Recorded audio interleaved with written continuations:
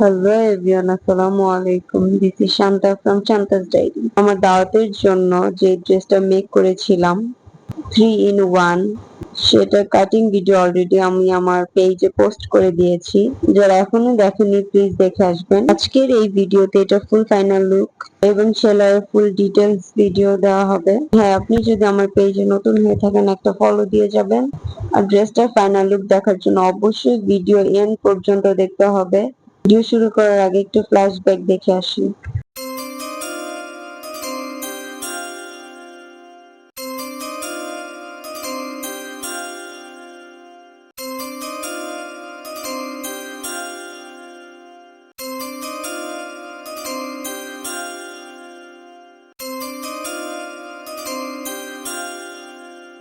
চলুন এটার সেলাই পার্টটা দেখে আসি।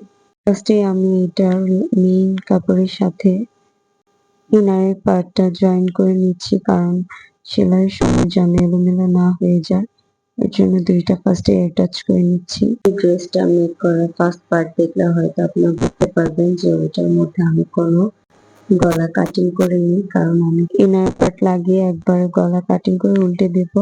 ফার্স্টে আমি হোলা মার্ক করে নিয়েছি গলাটা, দেন হলো দুইটা কাপড়ই মানে ইনার এবং মেইন কাপড় দুইটার উপরই সুন্দর করে সেলাই করে নিচ্ছি। তো সেলাই করার পর এটার উপরে সুন্দর করে সাইজ অনুযায়ী কেটে নিয়েছি। দেন হলো কেটে এটা জাস্ট উল্টিয়ে নিয়ে এটার উপর একটা চাপ সেলাই করে দেব। আপনারাও চাইলে পটি ছাড়া সুন্দর করে এরকম গলার ডাবল গলার সেলাই করতে পারেন খুবই সহজ ভাবে। সেম ভাবে সামনে পিছনে দুইটা গলারই সেলাই করে নিয়েছি। আমি আসলে যতটুকু সেলাই কাজ পারি বা করতে পারি সেটা হচ্ছে ইউটিউব দেখে দেখে শিখেছি। অন্য কোথাও আমি কোনো কোর্স বা টাকা দিয়ে আমি সেলাই কাজ শিখিনি। তাই আমার সেলাই ভুল ত্রুটি হতে পারে, তা আপনারা ক্ষমার দৃষ্টিতে দেখবেন প্লিজ। আমার দিক থেকে আমি যতটুকু পারি বেস্ট দেওয়ার ট্রাই করি। যাই হোক, গলা সেলাইয়ের পরে চারপাশে আমি সুন্দর করে সেলাই করে নিচ্ছি পুরোটা বডিতে। এটা চাইলে আপনারা স্কিপও করতে পারেন। এখন কাজ হচ্ছে লেস লাগানো। এখানে আমি দুই ধরনের লেস নিয়েছি, একটা একটু মোটা আর একটা একটু চিকন। আর এখানে আমি প্রথমে গ্লু দিয়ে লেসগুলো আমার অ্যাকর্ডিং যেভাবে আমি চাই ওভাবে লাগিয়ে নিব, তারপর হচ্ছে সেলাই করে দেবো এর উপরে। আপনারা চাইলে ডিরেক্ট সেলাই করেও লেস লাগাতে পারেন, তো আমার কাছে এভাবে সুবিধা মনে হয়েছে।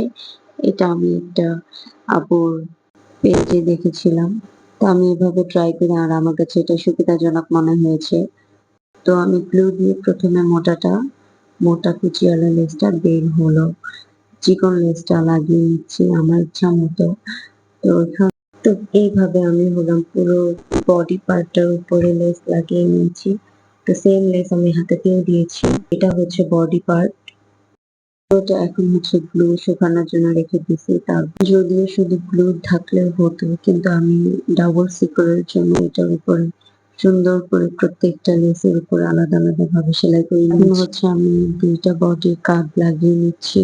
কাঁধ লাগানোর পর এখানে আমি হাতাগুলো লাগিয়ে নিচ্ছি, যেন পরবর্তীতে শুধু আমার লোয়ার পার্টের কাজ থাকে, ঘের নিয়ে আমি কাজ করতে পারি। তো আমি দুই জায়গায় হাতা লাগিয়ে নিচ্ছি।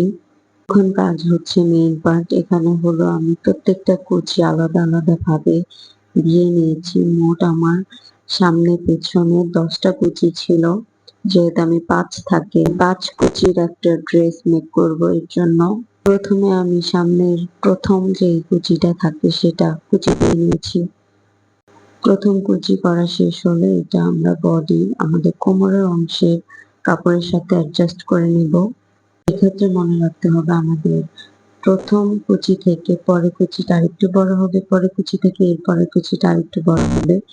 মোট 20 ইঞ্চি বড় করতে করতে আমরা মোট 5টা কুচি দেব।